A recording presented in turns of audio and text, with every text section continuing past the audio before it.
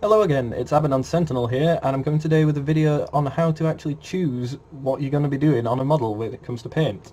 Now, this is my own personal opinions, obviously. Not everyone would agree with what I'll say about the different models I'm going to show you, but it's just a rough guide as to how I choose and decide what I'm going to do with a model. I've got a couple of examples I'm going to show you some images of. I'm not actually showing you the models just at the moment.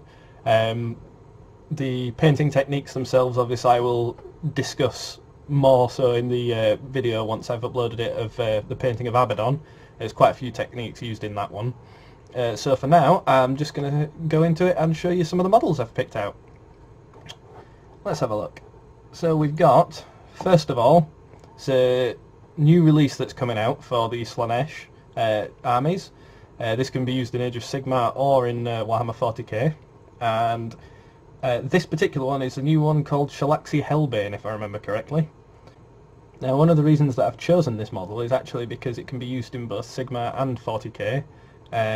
It's got some good examples of where you can use different techniques on it.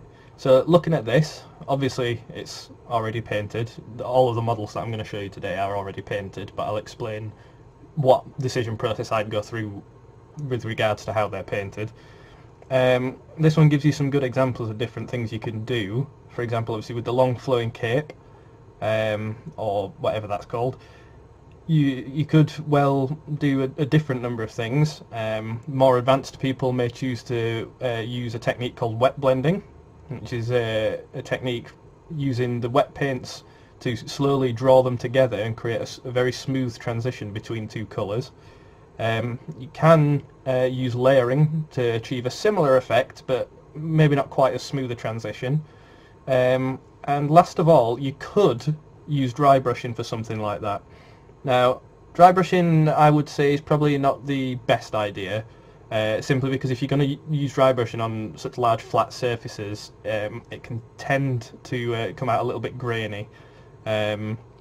I still do sometimes use dry brushing on larger surfaces. I'll show you that when I do the showcase of my Forge Fiend model. That one's dry brushed all the flesh areas on it, and you'll see that probably in a few days' time. But yeah, as regards to the cape, those are the kind of blending techniques you can do. Create some nice transitions between the recessed areas where it should be shadowed and the lighter areas where it sticks out a little bit more. And it's a similar kind of thing with the legs, actually. Obviously they've been base coated fairly dark. You can see that they're some kind of stockings on here. And again, I would imagine the technique that has been used on this has either been layering or wet blending. Knowing the heavy metal guys, if this is done by them, it's probably layering, because they like to do a lot of layering and highlighting. And yeah, the effects they've gone for here is obviously that it's quite a dark material, but to give it a bit of a sheen, because it's pulled so tightly over the legs. And I think it's quite effective in this particular instance. I don't think there's a massive amount else you could do to improve upon that for the look that they've gone for. Obviously gives you the idea that when it's been pulled, stretched, it's thinned the fabric slightly, hence why the colour is lighter. It's got that slight purple to it rather than just being black, and then the extreme highlight to show where it's possibly reflective, say if this is, you know, some kind of polished leather kind of look. Some other details on there. Obviously you've got the hair. I'm presuming that is, it might be a headdress, I'm not sure. But this one, very easy to do, even for a beginner. What you could do looking at that is give it a base coat, as you would do with most things. Use a shade or an ink, or, you know, depending on what brand of things you're using, whatever they refer to it as. Use that to pool in the recesses, give it a little bit of definition, highlight the darker areas, And once you've done that, and obviously that's dry, it's quite simple, and you can run an edge highlight along the individual strands. And that shouldn't actually take a massive amount of time. You could dry brush those highlights on if you wanted to do things a bit quicker. Same as what I said before with the cape down here.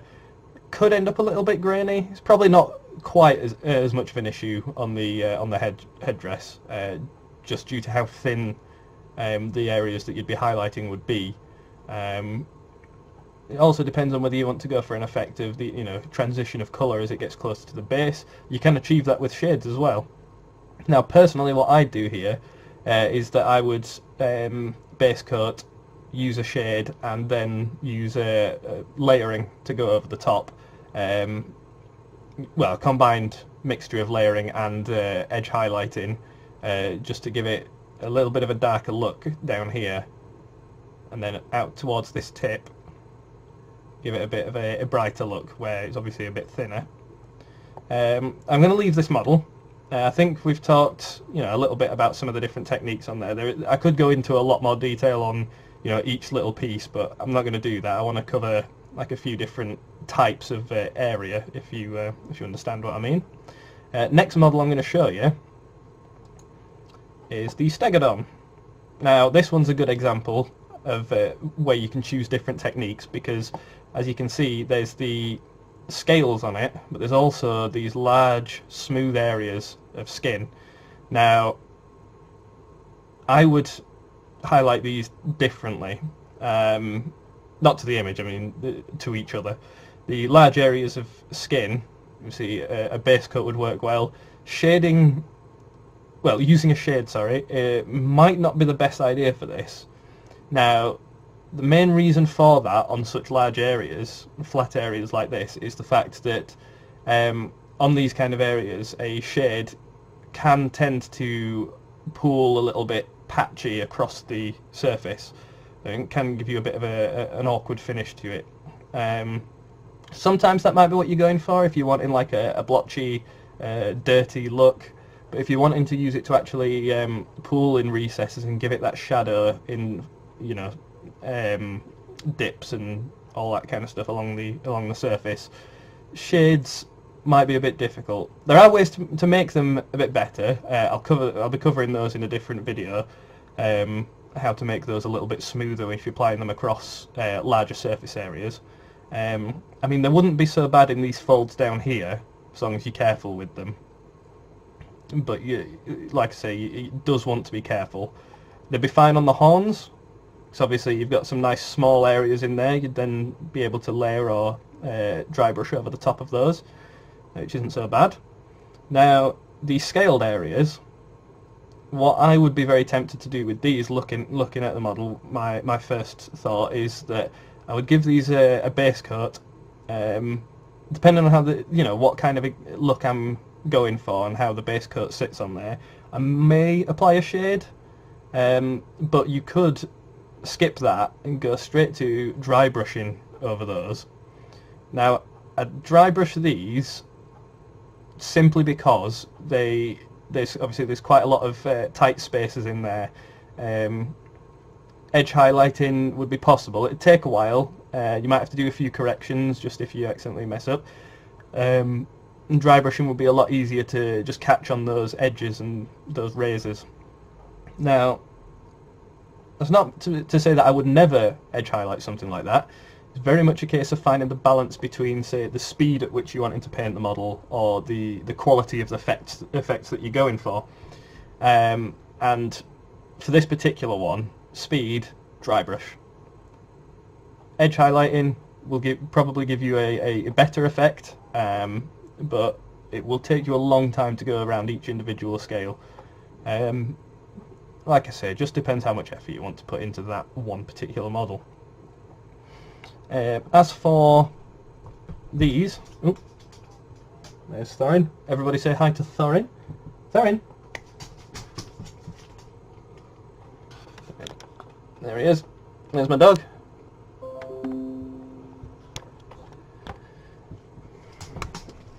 Yeah, so these flatter areas here, you wouldn't necessarily need to do any kind of shading with. You could simply layer them. There's no, other than the actual crevices around the pattern, you don't really need to shade into anything. The contrast you can make is just by applying your base coat and maybe layering over with a lighter colour on the upper edges. You could, if you wanted to, wet blend again. You know, it's completely up to you and the kind of effect that you're wanting to go for. As for these areas up here,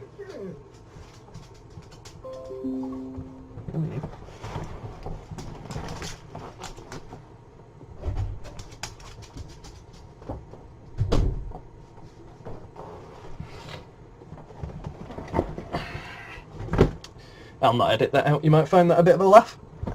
Right, anyway.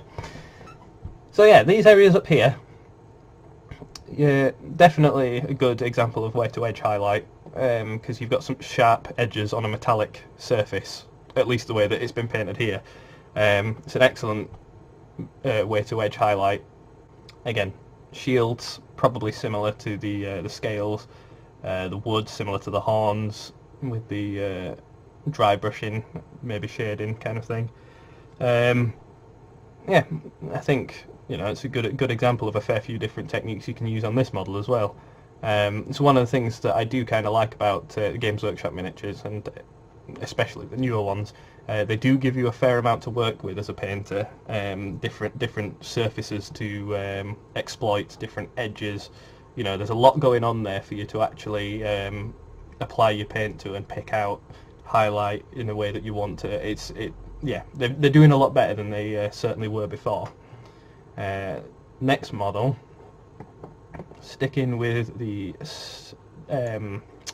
lovely lizard folk here, we've got the Bastillodon. Right, now this one's a little bit different to the Stegodon, and the reason for that is it's obviously got quite large scales. Now with this one, I would personally say that because of how large they are, it is much more worth trying to edge highlight these than dry brushing. Now, you could dry brush them again, but that could end up with you having to go over certain bits if you're not, you know, because these scales raise up a little bit in the middle. You could quite easily catch those with the dry brush and highlight them. If you're not wanting to do that, obviously it's then going to be an awkward process of having to go back, cover it up again, which can be quite time consuming. So the edge highlighting in this instance is actually, as far as I'm concerned, the quicker option, which is obviously not the case normally. I'd go back to the dry brushing technique for these kind of scales. The metallics again, perfect examples of where you can edge highlight to create a sharp look. You can see the transition as well on these larger scales where it goes up to the lighter colours. You can do that with dry brushing, layering, wet blending. I would probably prefer layering on those particular ones, because they're not huge areas to work with wet blending. Not that you need huge areas to work with wet blending, but it does make it easier. For someone of my standard of painting and things, yeah, I'd stick to layering for this. Wet blending is not something I've quite got the hang of just yet, still practicing. Something I'd like to point out here as well is obviously how it's been highlighted on this particular paint job, to do with your colour selection and things and where you put those colours. Now obviously it's important when you're painting to look and figure out where your light sources might be coming from if you're going to try and get it to, you know, a good realistic look. And in this particular case, so if you're going to apply a shade over a base, you tend to get a lot of shadows pooling towards the bottom of the surface. In the case of this particular piece, I'm not actually sure what it's called, that's not what you want. The shadows themselves need to be on the underside of these sharp edges here, and it needs to be lighter at the bottom where the light's actually managing to get to. So if you were to apply a shade on here, you'd end up with shadows at the bottom. brighter colours here, which wouldn't look right.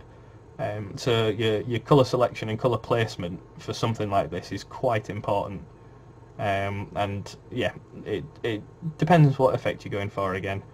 I think I've said that quite a lot in this video, but it's all down to the effects you're going for. You need to look at the model and pick out what techniques might suit which area, which colours you want to use, how best to go about transitioning between them. It can be a complicated process if you wanted to try and make a decent job of it. Now I'll move on to the last model now. We're going away from the lovely dinosaurs and the lizard men.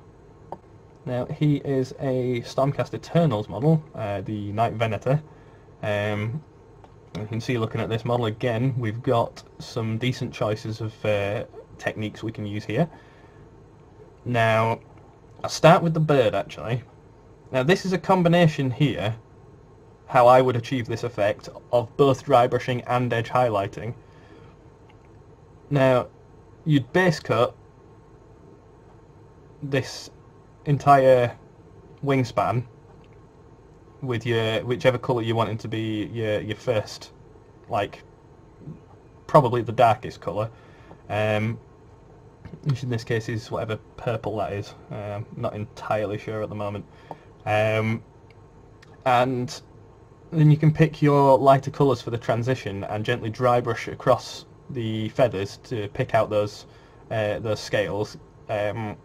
You know, you can just keep going until you're happy with the transition, swap to a slightly lighter colour, and then in order to make sure that you don't lose each individual feather within that transition, because you can make it look a bit dull if you end up doing that.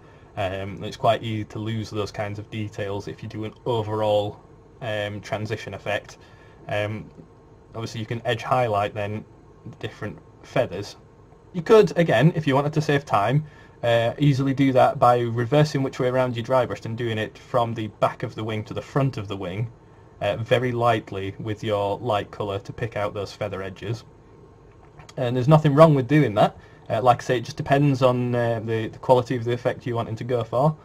The rest of it, I've already covered. The metallics thing. It's very good for edge highlighting, picking out sharp, shiny edges. And the wings on this guy itself,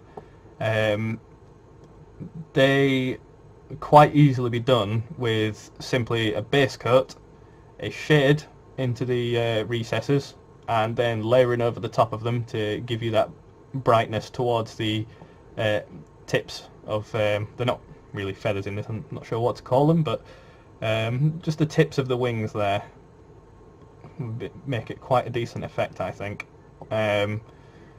Dry brushing again would be your easy and quick way to go about it, but in this particular example I don't think it's too much effort really to do a layer highlight. You can do that fairly quickly on these, I think, with the fact that they're, you know, just fairly straightforward spikes. Yeah, it's just a quick few examples of paint selection, technique selection, that kind of thing. You generally, if you're going to be doing things like dry brushing, you want to work out a scale for what you're working with. In this case, it's a purple to a blue. You know, if you get your paints lined up beforehand, you can see your transition working from your darkest colour up to your lightest colour, and it's a very, very good way to get yourself set up first. So you might find if you just go, right, I want to start with this colour, and you get it base coated on, and you then decide you want to dry brush or layer up to something, that it might not work because you might not actually have the scale of colours to work your way to what you're wanting to end up with. Now that's not the end of the world. You can obviously mix colours. It's obviously slightly more advanced. It's not you know, rocket science topic, but it is slightly more advanced. You know, a new person isn't really going to want to start trying to mix colours. You end up obviously then having issues with, if you're doing various different parts, trying to make sure that you're getting the same tones across the range, and it can be quite complicated.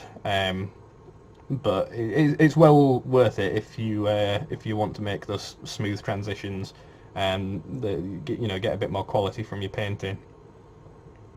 But yeah, I'm gonna leave it there for today.